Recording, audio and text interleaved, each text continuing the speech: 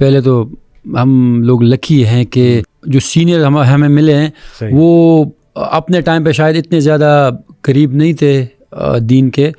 جو ابھی وہ اگر کوچنگ میں آ رہے ہیں، یا جیسے اگر آپ انزی بھائی کو دیکھ لیں، مشتاق احمد کو دیکھ لیں، ثقلین مشتاق کو دیکھ لیں، محمد یوسف کو دیکھ لیں، مطلب میں نام لوں گا تو بہت زیادہ ٹائم لگ جائے گا. یہ سب لوگ اس میں ان کا بہت زیادہ رول ہے.